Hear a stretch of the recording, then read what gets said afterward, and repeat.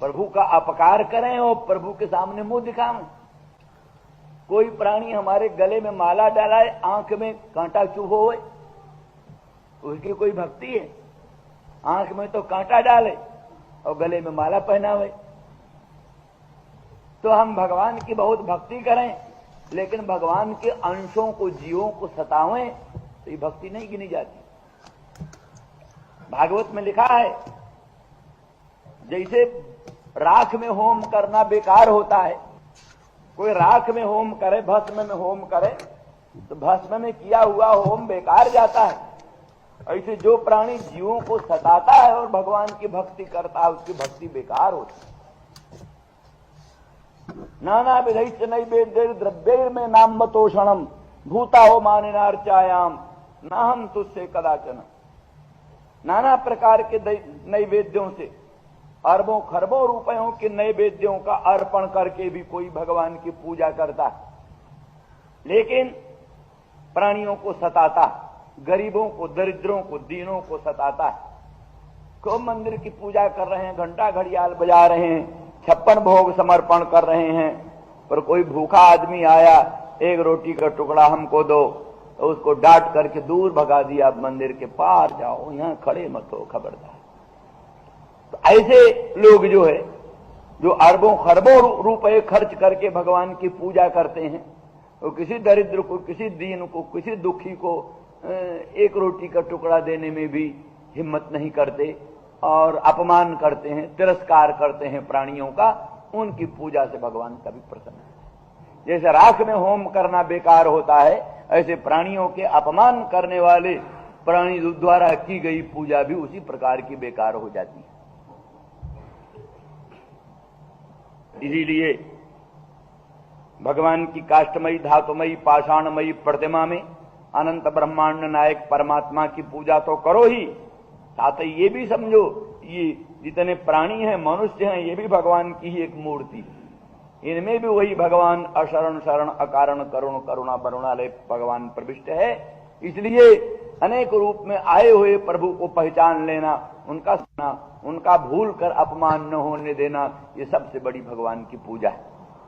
तो इसलिए ये भक्तों का ऊंचा लक्षण है। तो माया सोचती है, पर मैं क्या करूं, मैं तो जीवों को सता रही हूं और भगवान की भक्त भी बनती हूं, अब भगवान के सामने मुंह कैसे दिखाऊं।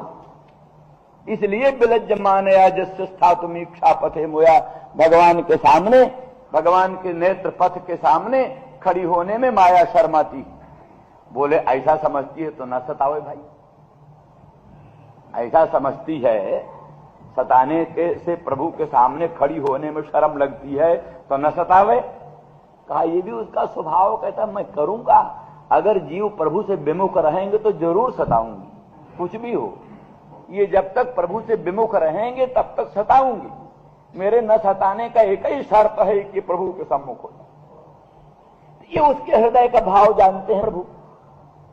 इसके हृदय का भाव तो ये है कि जीव मुझसे विमुख क्यों, मेरी विमुखता इसको असह्य है।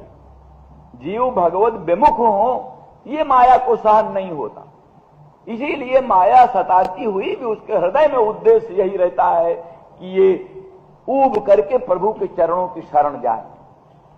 तो हृदय का उसका उद्देश्य पवित्र होने के कारण भगवान माया को मारते नहीं, माया का हनन नहीं करते, किंतु भक्तों को उपदेश करते हैं कि भाई माया से पार पाने का रास्ता यही है कि तुम मेरी शरण आ जाओ, बस मामेकं शरणं व्रज, मुझ अनंत ब्रह्मांड नायक सर्वेश्वर सर्वशक्तिमान परात्पर पर ब्रह्म प्रभु की शरण आ जाओ, फिर माया तुमको न सताएगी, बिल्कुल नहीं सताएगी। सूर्य नारायण के सामने जो खड़ा होता है, सूर्य नारायण के सामने जो खड़ा होता है, उसके सामने तमिश्रा रात्रि का क्या असर पड़ता है। जो सूर्य नारायण के सामने खड़ा है, अंधियारी रात्रि का असर उस पर क्या पड़ेगा। वो तो जो सूर्य के सामने नहीं है उसी पर अंधियारी रात्रि का असर, जो सूर्य के सामने है उस पर अंधियारी रात्रि का असर कहां है। इस तरह से जो प्रभु के सामने खड़ा है, मानो सूर्य के सामने खड़ा है, फिर तमिश्रा रात्रि रूप माया उस पर कैसे आक्रमण कर सकती है।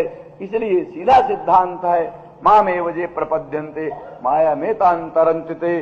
जो भगवत प्रपन्न होते हैं, भगवत के शरण होते हैं, वो इस माया को तर जाते हैं। इसीलिए